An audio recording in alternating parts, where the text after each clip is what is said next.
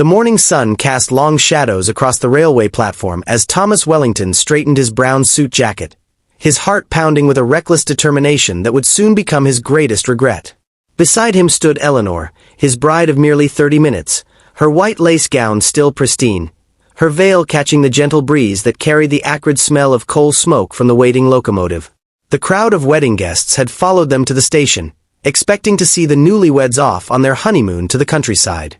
Instead, they were about to witness something that would be whispered about in drawing rooms for decades to come. Thomas had spent the entire wedding ceremony thinking of Vivian. Beautiful, vivacious Vivian with her modern bobbed hair and daring red lipstick, who danced at jazz clubs and laughed at convention.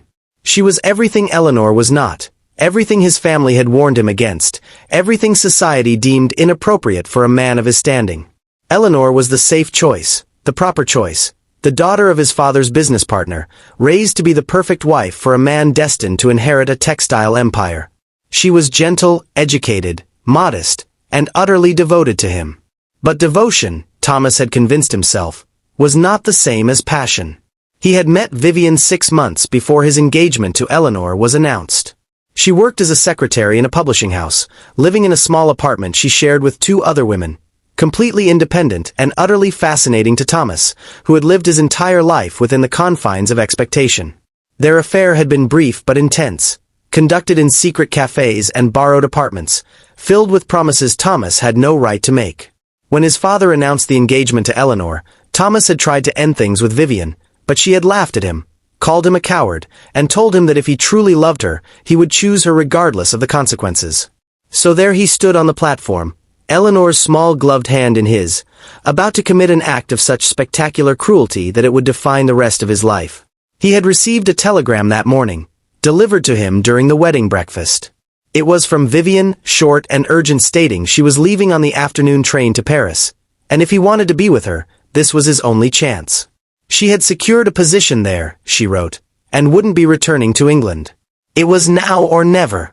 Thomas had made his decision in that moment, watching Eleanor smile at well-wishers, completely unaware that her new husband was about to abandon her in the most public way imaginable. He told himself he was being brave, following his heart, choosing passion over duty. He didn't allow himself to see the truth that he was being unutterably selfish. As the locomotive hissed and belched steam, Thomas turned to Eleanor. The words came out harsh and cold, a defense mechanism against the guilt already beginning to creep into his consciousness. He told her he couldn't go through with it, that he was in love with someone else, that he was leaving her here and now. He pointed toward the train as if it represented his escape, his freedom, his real life beginning. Eleanor's face, so full of trust and affection moments before, crumbled. The bouquet of roses and peonies slipped from her fingers, scattering petals across the dusty platform. The crowd's murmur rose to a roar of shock and disapproval. Thomas's mother let out a cry of anguish. His father's face turned purple with rage. Eleanor's father lunged forward, held back by 3 men, shouting about honor and disgrace. But Thomas barely heard them. He was already moving, leaving his bride standing there in her beautiful gown, leaving behind the life that had been carefully planned for him, running toward what he believed was true love. He found Vivian in a first-class compartment, her luggage already stowed, a magazine in her lap. When he burst in, breathless and wild-eyed, she looked up with a satisfied smile that should have warned him. But he was too caught up in his own drama, too convinced of his romantic gesture, to notice the coldness in her eyes. They left together as the train pulled away from the station, and Thomas looked back one last time to see Eleanor still standing there, frozen, a ghost in white against the dark crowd. Paris was intoxicating at first. Vivian knew all the right places, the underground clubs where jazz played until dawn, the cafes where artists and writers gathered, the galleries showing work that would have scandalized London society. Thomas had brought what money he could access quickly, and for a few weeks, they lived in a haze of champagne and freedom. But reality, as it always does, began to intrude. Thomas's father disowned him completely, cutting off all financial support and removing him from the company. The scandal had destroyed the business partnership with Eleanor's father, costing both families considerably. Letters from his mother, when they came, were filled with disappointment and grief. She wrote that Eleanor had fallen ill after the incident, that she had retreated to her family's country house and refused to see anyone. The wedding had been annulled quietly, but the damage to Eleanor's reputation was severe. No decent man would marry her now, tainted as she was by such public rejection. But Thomas pushed these thoughts away, convinced that love would conquer all. He found work as a translator, his education at Oxford finally useful for something. The pay was modest, and they had to move to a smaller apartment in a less fashionable arrondissement. Vivian began to change, or perhaps she simply revealed who she had always been. The charm faded into irritability. She resented the reduced circumstances, missed the excitement of being the secret mistress of a wealthy man. The reality of being the partner of a struggling translator held none of the romance she had imagined. Thomas began to notice things he had been too infatuated to see before. Vivian was selfish in small ways that accumulated into something larger. She spent money they didn't have on clothes and cosmetics, dismissing his concerns with a wave of her hand. She flirted openly with other men, laughing when Thomas expressed jealousy, telling him he was becoming boring and possessive. She mocked his attempts to build a stable life, his talk of finding better work, of perhaps reconciling with his family. She had wanted the dramatic gesture of being chosen, but she didn't want the mundane reality of actually building a life together. 6 months after they arrived in Paris, Thomas came home to find her gone. She had left a note, carelessly scrawled, saying she had met someone else, a gallery owner with money and connections, and that she was moving to the south of France with him. She wrote that Thomas had been fun for a while, but she had never intended to play house with him forever. He should have known that, she wrote with stunning cruelty. After all, she had been sleeping with other men throughout their entire relationship. Thomas sat in the empty apartment, surrounded by the few pieces of furniture they had accumulated, and felt the full weight of what he had done crash down upon him. He had destroyed Eleanor for this. He had abandoned a woman who had loved him truly and faithfully, who would have stood by him through anything, who had never asked for more than his honesty and respect. He had chosen passion over character, excitement over substance, and now he had neither. He tried to return to England, but the doors that had once been open to him were now firmly closed. His father refused to see him. His mother wrote that while she still loved him, she could not forgive what he had done to Eleanor. His former friends turned away, unwilling to be associated with a man who had behaved so dishonorably. The scandal had marked him permanently.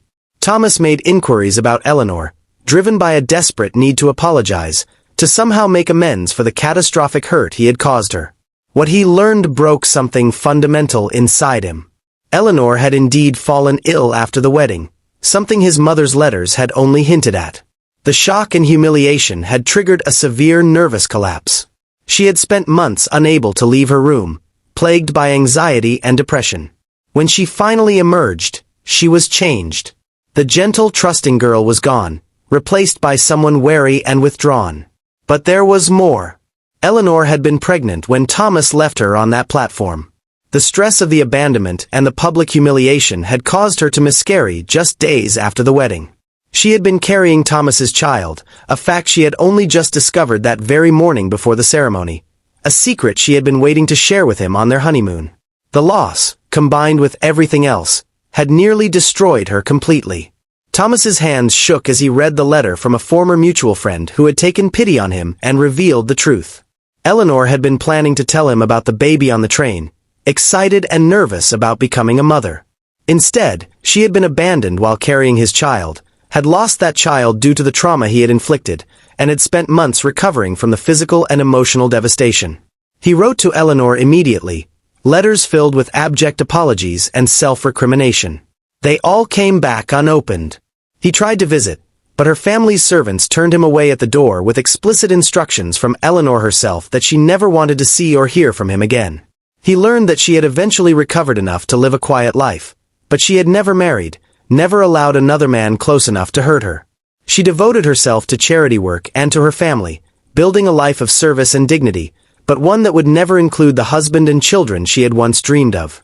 Thomas lived the rest of his life in exile, both literal and metaphorical. He stayed in Paris, unable to return home but unable to move forward either. He aged prematurely, his once handsome face becoming lined with regret. He worked modest jobs and lived alone, spending his evenings in quiet cafes, nursing a single glass of wine and thinking about the life he had destroyed with his selfishness and cowardice. Years later, An old friend from Oxford visited Paris and happened upon Thomas in one of these cafes. They spoke for hours, and Thomas confessed everything, the full weight of his regret and remorse. His friend listened and then said something that haunted Thomas for the rest of his days. "You mistook intensity for love, and in doing so, you destroyed the real thing." It was true. What he had felt for Vivian had been intense, exciting, forbidden, but it had never been love. It had been infatuation, ego, rebellion against the life that had been planned for him.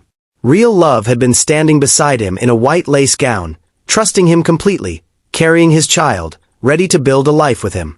And he had thrown it away for nothing more than a selfish fantasy. Thomas died alone in Paris 20 years after that day on the platform, his greatest regret etched into every line of his face. Eleanor outlived him by many years, respected and admired in her community, surrounded by nieces and nephews she doted upon. She had built a good life despite what he had done to her, but it was not the life she had wanted, not the life she deserved. And that knowledge, more than anything else, was Thomas's true punishment. Not his own loneliness, but the certain knowledge that he had stolen Eleanor's happiness and her dreams through his spectacular act of cruelty, and that no amount of regret could ever give them back.